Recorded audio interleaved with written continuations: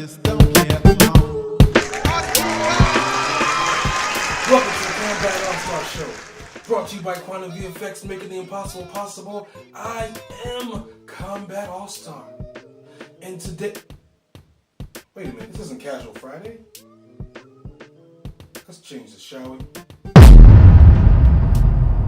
Yeah, it's the ticket, Kombat attire. All right, now, without further ado, let's get into the show. Let's talk comic books. Alright, so you may have already known. Most of you have. If you don't, then I'm here to educate you. That's why the Kombat's here. But Superman just got a brand new power. Now, I know what you're thinking. He has a lot of powers already. Why would they give Superman a new power? So, apparently, they want to make him more human. So, his power is they're calling it a super flare, but it's really like a nuclear bomb that goes off. And it's a precursor to his heat vision. Bruce Wayne found it in the comic that's why, this thing took him by surprise. So apparently how the power works is he gains so much solar energy over, I don't know how many years, or I don't know what the time is for that. But over a certain amount of time, he gains a lot of power from solar energy. He's like almost like a battery. He builds up to critical mass, and he just explodes.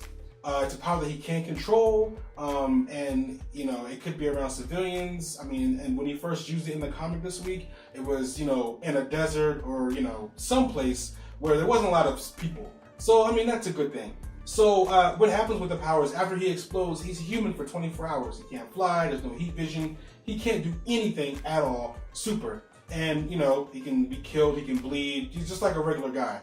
So it'll be interesting to see what they do with this. I mean, it's not a power that is, I don't know, powerful. I mean, I feel like this power can only work if they do it in a creative way. It makes for a lot of really good creative writing. So I'm interested to see where they go with this power and how they use it in certain instances. Maybe they'll use it for big cinematic moments or big struggles with the Justice League and Superman.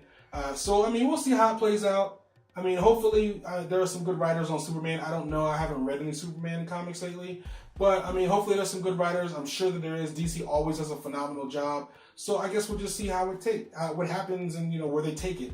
Let me know what you guys think. Comment below. Just, share your opinions, your ideas. I really like to know what everyone else thinks. I'm really partial to Superman. He's not really somebody I like. But I do like certain films that he was in, animated films, and certain spins that he's been taking. Certain directions he's been taken by certain authors like Dwayne McDuffie. So just anyway, let me know what you guys think. Really like to know what you guys think of his new power. Do you think it's too much? Do you think they shouldn't have had it at all? What do you think? Let's talk wrestling.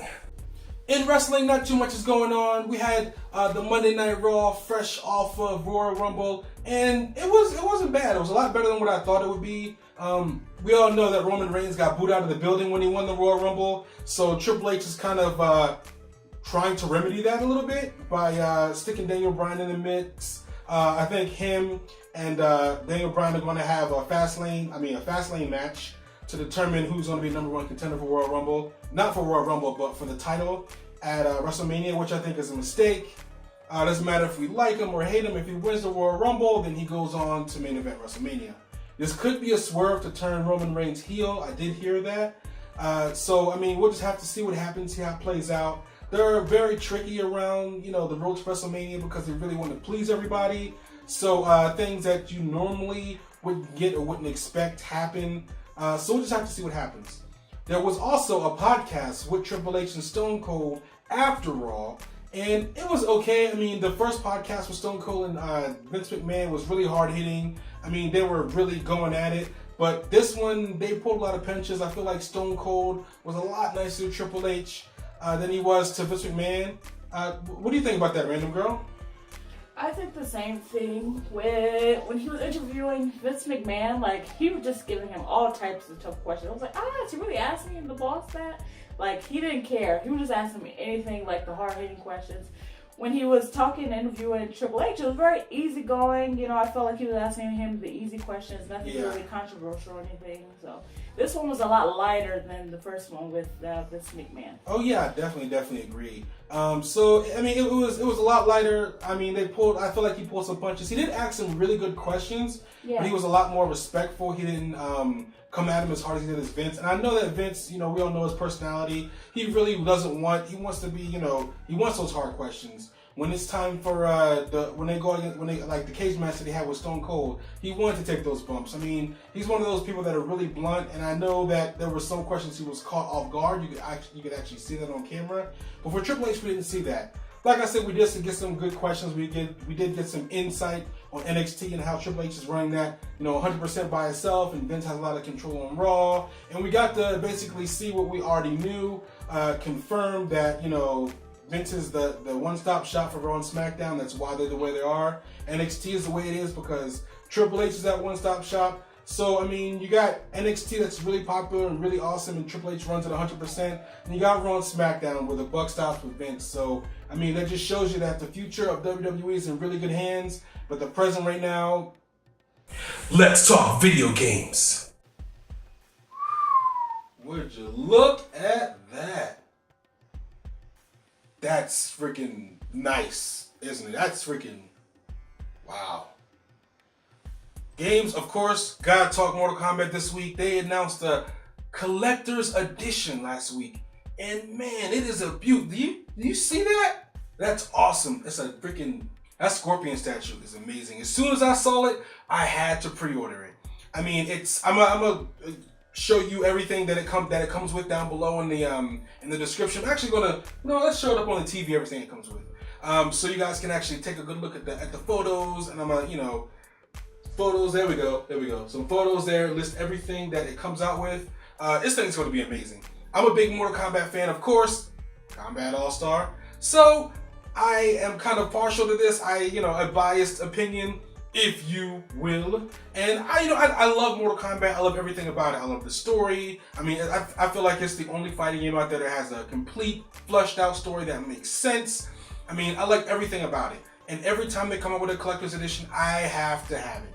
So, like I said, as soon as I saw this, I pre-ordered it. I want to know what you guys think. Do you guys like the statue? I know it's a bit different, and in the game they're actually going to come out. They're going to have a skin with the DLC. I mean, you get Goro, you get a bunch of stuff that's coming. The 4 DLC characters. You get the Scorpion statue, of course, and you get the Scorpion statue skin that's going to be in the game, and it just looks awesome. There's actually a video of the guys who made this actually doing it and talking about the process and how they treat it more as a statue, not a figurine. So I'm going to post that below as well.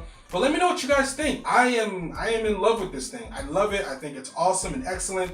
And I love everything that NetherRealm Studios does. I mean, when they go out and they go hard with those collector's editions, they really do a great job. So if you haven't picked it up yet, go pick it up before it's sold out. I mean, I know the Amazon version of the really huge pack is sold out already. And within hours of announcement, it's sold out. I mean, and then I was able to get the next one. So, I mean, go and get that before it sells out. This thing looks awesome. I don't know. What more can I say? I mean, but like I said, let me know what you guys think. I'd love to know what you guys think about it. And just, are you going to pick it up? Do you think it's worth it? Do you think it's not worth it? Start a dialect as always. Let's talk visual effects.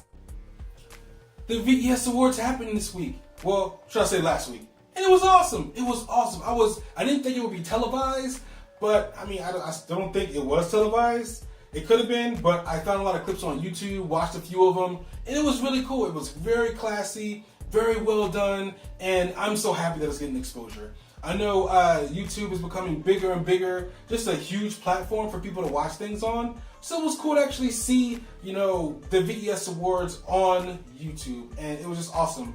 Just to give you guys a quick rundown, I'll post some videos down in the description below, and I'll post an article too. So you guys can kind of read what happened or watch what happened depending on, if you're at work or at school or if you got a lot of free time.